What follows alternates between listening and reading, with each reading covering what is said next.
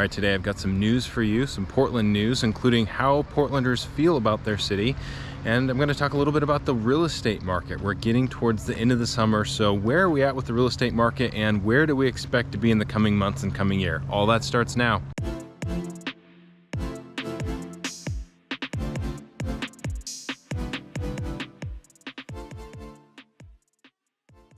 All right, so the big news first in Oregon, major changes coming, or have actually already taken place just as of a couple of days ago.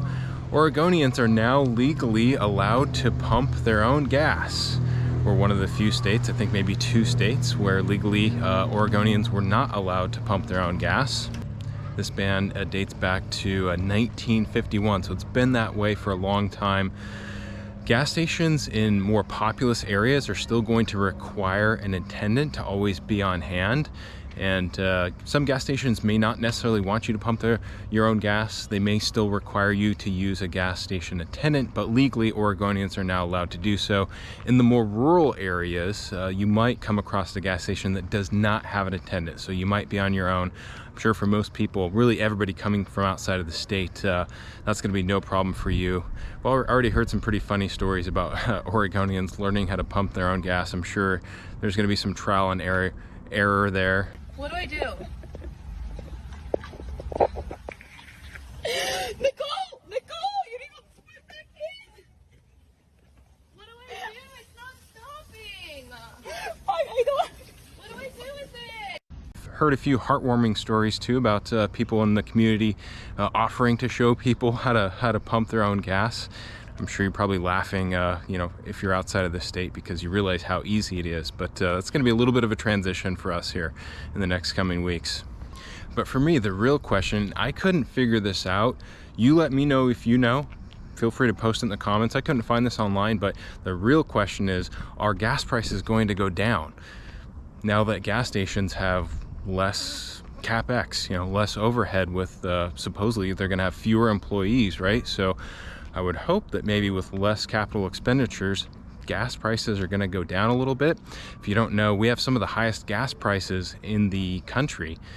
Average gas prices right now for regular, somewhere in the mid-4s, like $4.50. Premium is going to get close to $5. So I think we would all welcome gas prices going down a little bit, but probably not holding our breath for that. Now, in some more recent news, a survey was sent out a while ago to about 20,000 people that live in Portland. About 5,300 of them responded, and it was focused towards what they said were historically more underrepresented groups, just for your information. And this survey was just basically about the state of the city and asking people questions about how they felt about the city. Now, if you watch our channel, you probably noticed we cover a lot of the suburbs, a lot of Washington County and Clackamas County. And when we do those videos, we usually don't get the Portland questions, but when we do a video on Portland, we often get the questions, is Portland as bad as they say it is? How bad is Portland? Just how bad is Portland? And I think the truth is, you know, the truth, it probably lies somewhere in the middle, like it often does. So just depends on what type of content you're consuming and who you're talking to. There's definitely some people out there that I think make it seem worse than it is. And largely, Washington and Clackamas County haven't really been impacted by any of the kind of negative stuff in the past 3 years or so. So we're really just talking more about Multnomah County, and it's really just pockets of Multnomah County. It is true that there are some places where crime and homelessness, some of the biggest complaints that you'll see here in the survey that I'm going to share with you in just a moment, have gone up dramatically. And that contrast to people in Portland probably feels pretty stark. If you're coming from like a Seattle, Bay Area, SoCal, those things might not feel as bad to you based on where you're coming from. But for people that have lived here their entire lives, they've definitely noticed the uptick. But it's not everywhere. It's just in pockets. And so for all the people that say, you know, it's terrible, a lot of bad things online said about Portland, it's just not simply true everywhere. With the same token, there's also people that I see that are really downplaying some of the things that are going on in Portland. One of probably the most common things that I see is somebody will find a nice place in Portland with no litter, no homelessness, of course, on a sunny day, which hasn't been hard lately. Actually, the clouds are, we have a rare cloudy day today. And then they'll post a picture like that online and they'll make some sort of sarcastic comment like, see, Portland is just terrible, Portland's burning down. And I'm not sure why people do that, other than maybe they've lived here their whole lives just like I have. And when you hear bad things said about Portland, it does hurt a little bit. We don't like to hear bad things said about the city. So maybe they just feel a certain level of defensiveness, and that's kind of just their way of combating things. So worse than some people say, for sure. Some people downplaying it, not as bad as other people are saying, and it's definitely more just in particular areas. And you're going to see that too a little bit in the survey. So here's what the biggest problems people said were, and you can probably guess. Probably not unique to Portland. Homelessness, safety, aka crime, and affordability. And I'm going to share with you a map of where this is broken down, and you can actually see the people that were responding to this survey, where those people live. There's a lot more in the survey that you're going to see just on this video, so I'm going to include a link in the description as well if you want to read the entire survey. It's over 100 pages long. It's very comprehensive, way too much for this video, so I'm just going to give you some of the snapshots up to some of the things that you might find more relevant. And one thing you're going to notice if you do look at the geography of some of this, a lot of the complaints coming from the east side. So where's the city putting all of their money? They're putting it towards the things that people want, as you can see from this graph right here. But affordable housing and homelessness, it doesn't feel like anything that the city's doing. The money that they're throwing at this, what they're doing is really having an impact. So that's a little bit disappointing.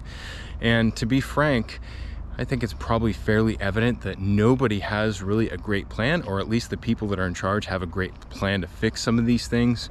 I am an eternal optimist. I do think that Portland will turn around and we'll get some of these things fixed, but it's probably not going to be tomorrow. It's probably going to take a little bit of time to fix some of these things. One thing that's going to put a hindrance on these things is that a lot of people have left Multnomah County, especially the higher earners, which means less tax revenue, which means less money to put towards these things. One thing that's really come to the surface lately is not enough ambulances and not enough fire services available to respond to all the calls. And a lot of that is due to the fentanyl overdoses. Kind of callous, but we just go on these calls and they've become routine, whereas it used to be kind of a big deal to go on an overdose. Not anymore.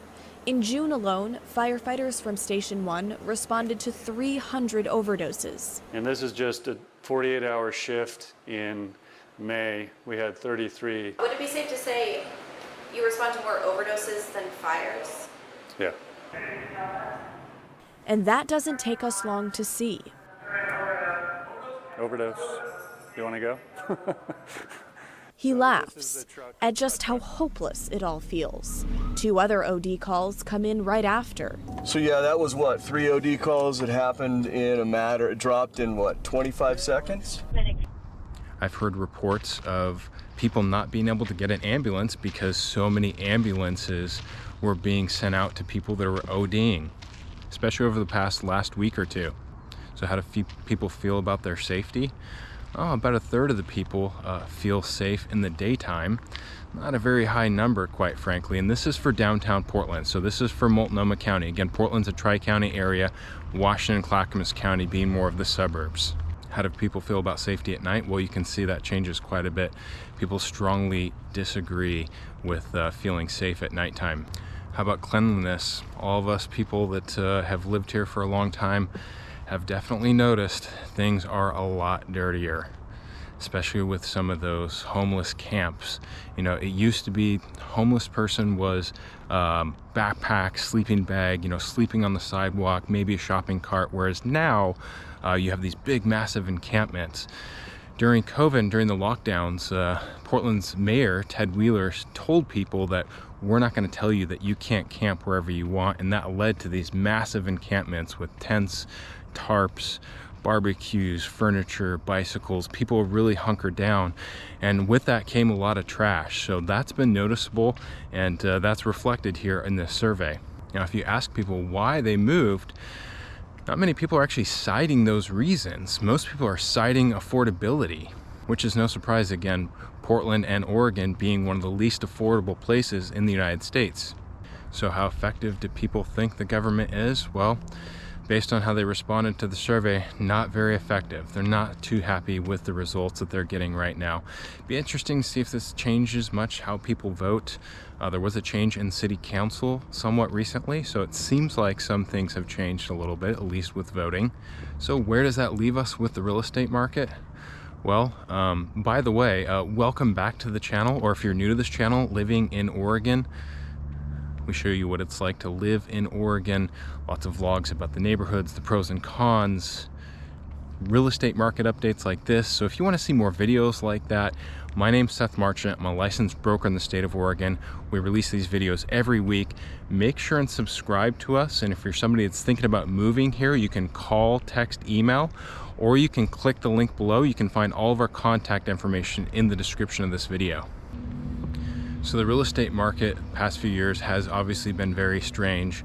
It's as weird as ever right now. I think in my past update, which I usually do these quarterly, so about maybe 3 months or so ago, I think I referred to the market as the story of the haves and the have-nots.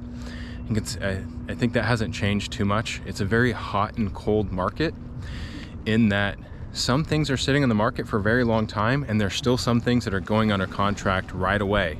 In fact, I have a showing scheduled tomorrow morning for a property. There was 2 properties that the buyers wanted to see. One of them had been on the market for almost 3 months. The other one had been on the market for a day.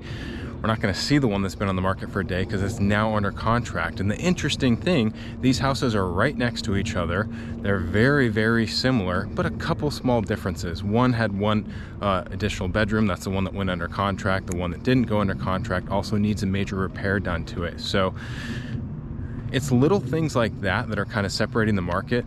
Anything that's move-in ready, that's close to average price point, is still very, very competitive. Still seeing multiple offers, like 2, 3, 4, maybe 5 offers, not like the 10, 15, 20 offers that we saw back in 2022 and 2021. So this kind of sends a lot of mixed signals to buyers. If you're somebody that looks at homes online for sale at places like Zillow or Realtor.com or Trulia, you're probably noticing this. And that's some of the feedback that I get from you guys, is that some people feel like the market is super hot because the homes that they follow on Zillow go under contract right away. So they feel like it's probably still really competitive because the homes they like sell so quickly. And then there's other homes that are sitting on the market for a very, very long time. And so other people are expecting, massive discounts, which that can be the case, but it's really just case by case, just totally depending on the property. And that's a nuance that it's really hard for buyers to sort of discern online, just house shopping, Zillow and Trulia and Realtor.com and places like Redfin. So it's interesting. I'm really getting feedback from buyers and what they feel like the market is like. You really kind of hear 2 sides of the coin, or you hear just opposite or conflicting stories oftentimes. So here's some of the most recent sales data. Not a surprise that sales would be down year over year because we're coming off of a really big year in 2022. One thing that is a little bit surprising though is seeing sales being down month over month. From June to July, oftentimes you would expect sales to tick up as we reach the peak of the market, which is usually sometime in August. Most people are trying to move and get settled in before the school year, before school starts, which oftentimes is going to be at the beginning of September. But we have had a little uptick in inventory, kind of just like we did last year. In Oregon, when you get around midsummer with the great weather that we've had lately, there's a lot more people that are getting outside, going on vacations. So fewer buyers out there, fewer people kind of buying homes right now, but expect that to maybe pick up a little bit more in the next month or so. Those people trying to get in right before the end of, right before school starts in September. But if we look at the bottom left-hand corner here, year over year, average and median sale prices. Average was $600 a year ago versus $596 now, and the median $535 and exactly $535 now. $535 a year ago, $535 now. So home values now are right about where they were a year ago. And there's a lot of people that predicted a crash or have been predicting a crash ever since COVID. Not to toot my own horn too much, but if you watched my videos on this a year ago, I predicted that we'd probably stay neutral, maybe 1% growth. I didn't predict that we would see negative growth, and I also didn't think that we would get into the 7s with interest rates. That was with 6s, maybe even possibly going down to 5s is when I made that prediction, and that's how I came to that conclusion with that number. So if you would have told me we were into the 7s, I might have guessed that we were going to maybe see negative 1 or 2% growth, which tells us that the buyer sentiment is still very, very strong. So how did the bubble boys, how did the crash bros, how did they get it wrong over these past 2 or 3 years? Because they got a lot of things that they wanted, such as low sales and high interest rates. I'm sure you've probably seen plenty of content online about crashes. I can't tell you how many articles I've seen or headlines about the crash coming or the crashes here, on and on.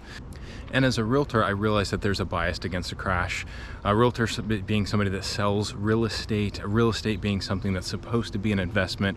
Realtor wants your real estate to be a good investment for you. So usually realtors are biased against a crash. Frankly, I don't consider myself between you and me. You're probably typical realtor. I don't really feel like a realtor. I'm a real estate broker. I help people transact real estate. I help people achieve their real estate dreams. I can advise you, consult you, give you my opinion, but I'm never going to try and sell you a piece of real estate. Anybody that knows me or that's ever bought a house with me can comment on that too. If they want to, feel free to share their experiences with me. So to me, it really doesn't matter. In fact, quite frankly, we have a lot of buyers right now that are sitting on the sideline waiting for the crash. Our business would probably go up if real estate values went down because it was more affordable for people. So I'm not rooting for a crash, of course, but I'm also not expecting one and don't really feel like my opinion is biased towards one. Although it's not to say that it can't still happen. And maybe we'll get towards that prediction at the end of this video. So what are some of the things that are going to lead to a crash? Well, the rates, of course. Rates being in the 7s now.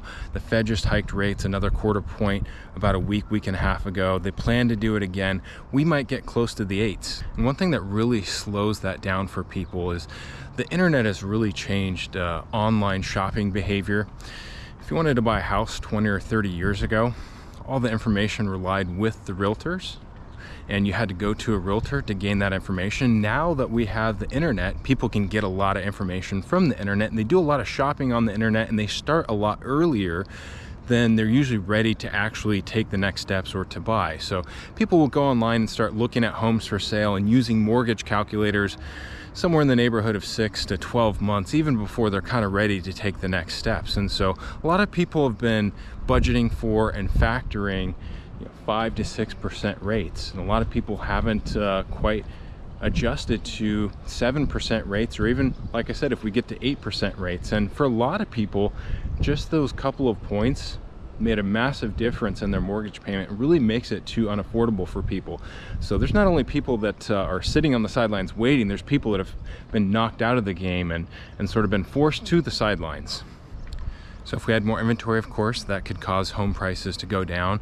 You do see that we had that little bump in inventory, kind of just like we did last year. Also last year, inventory went up when rates first hit 6 of fall of last year. If you recall that, you can see that on the chart right there. And so if higher rates can continue to slow home sales, which are at a all-time low for the past 10 years or so.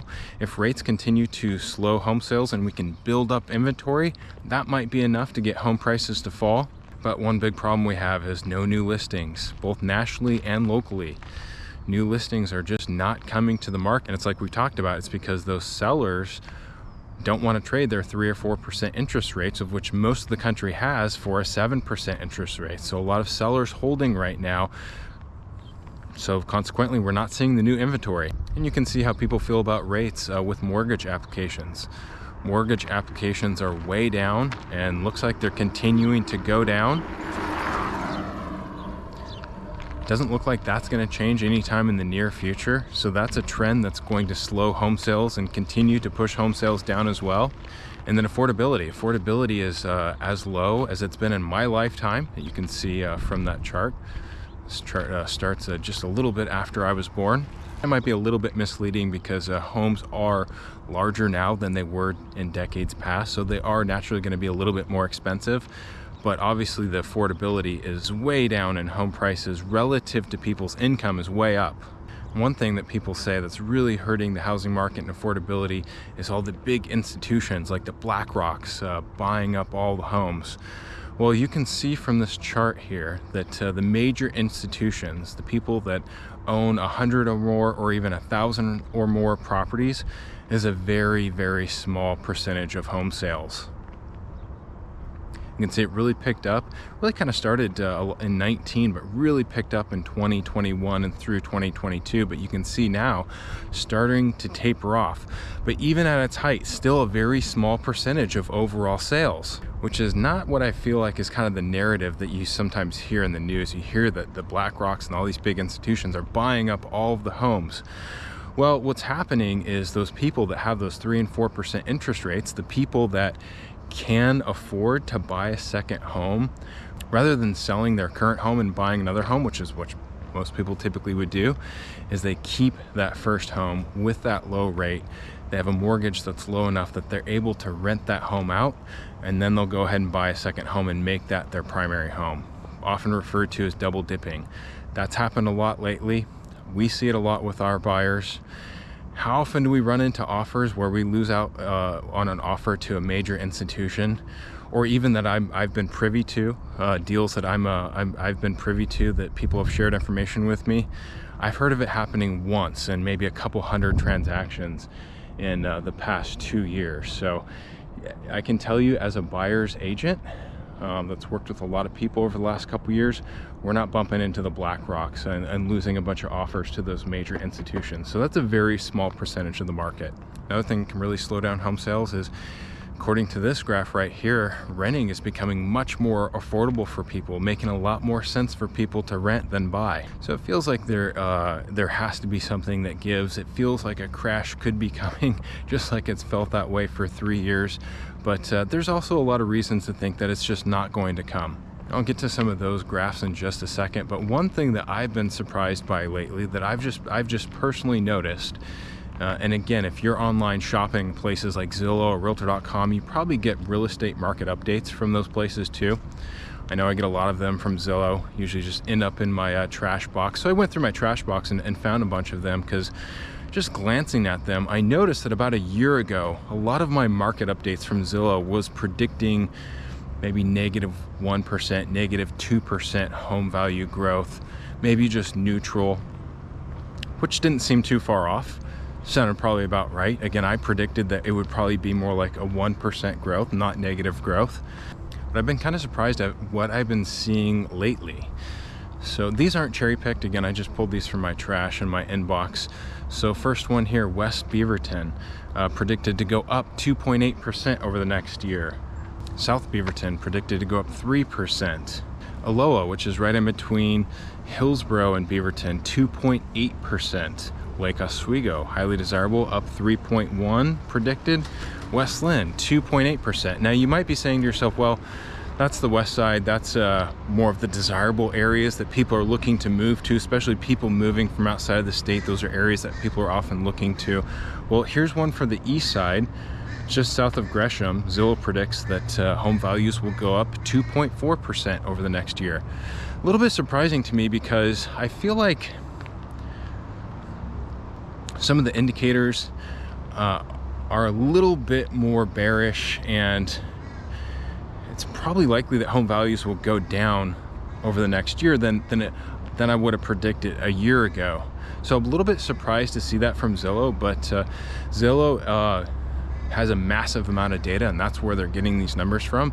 Just an algorithm putting together all of their data. So they're usually not too far off with those things. So one thing that I found interesting lately, and a little bonus for you too, since I encountered these as well, Hood River and Sun River. Sun River is Central Oregon, also known as Bend. A lot of people know that area as Bend. If you visit Oregon, or if you move to Oregon, those are two places that are very popular to travel to. A lot of people have vacation homes there. Bend is a great place, a primary place to live as well, but Sun River is more of a resort town just south of Bend by about 15 minutes. So you can see Zillow's predicted appreciation for those areas, which is quite surprising.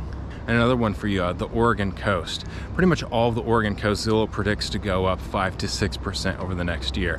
5 to 6% with rates the way that they are, and all the other market conditions. Again, a little bit hard to believe, but we'll see. So here's some cases against the market crashing. People have a ton of equity in their home right now. Again, people don't want to move. They don't want those higher rates, and they've got a ton of equity to sit on. The job market is pretty strong right now, or at least it's supposed to be. And if you look at foreclosures and bankruptcies over the past 10 years or so, especially going back even before the crash of 07, 08, 09, pretty high back then, but very low now compared to then and even before then. Probably surprisingly low. If you haven't looked at these numbers before, you might have guessed they were higher. You also hear a lot about credit card debt, which it did just surpass $1 trillion. But if you look at the graph here, historically, it's actually not that high. And more importantly, delinquency is also not that high either. So don't know that that's going to be as much of a problem for people as some of the economists are saying, or at least some of the crash bros are saying. Although, according to this next chart, people are paying, and this next chart excludes mortgage interest, people are paying a lot of money in interest right now.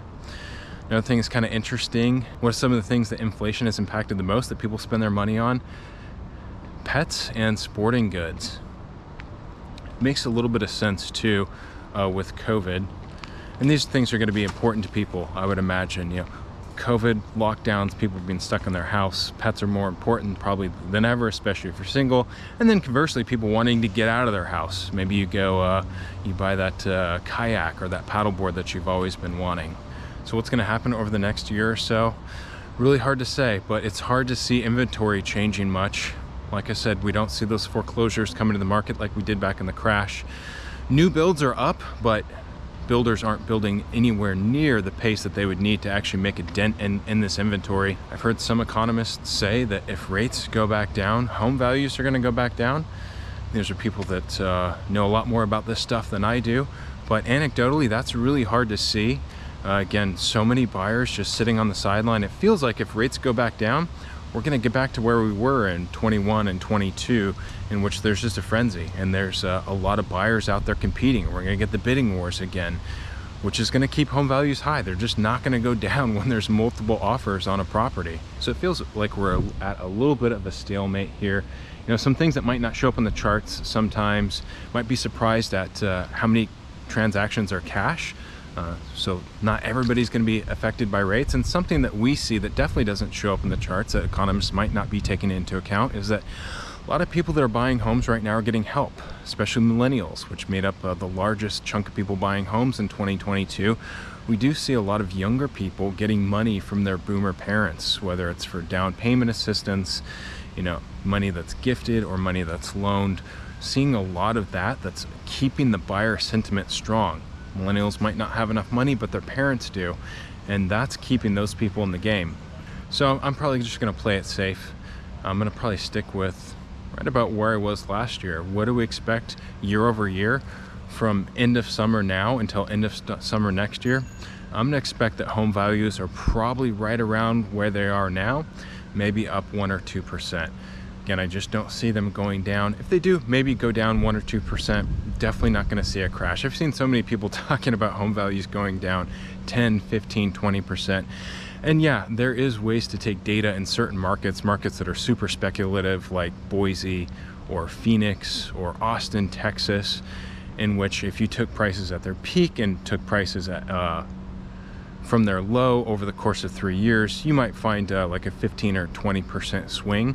But year over year, there's no homes that are going down 15% year over year, at least in Oregon. So I hope that helps you have a better understanding of the real estate market. Again, I'm a licensed broker in the state of Oregon. I invite you to call me, text me, email me, or find all of my contact information, including a link to our calendar if you want to hop into a Zoom call with us and meet us that way. And if you made it to the end of this very long-winded video, if you found it helpful, give us a thumbs up and make sure and subscribe so you can see more videos about not just the real estate market, but we do a lot of vlogs and a lot of neighborhood tours, a lot of driving and drone footage to really give you a feel for what it looks like in Portland and in Oregon. Until next time, take care, everyone.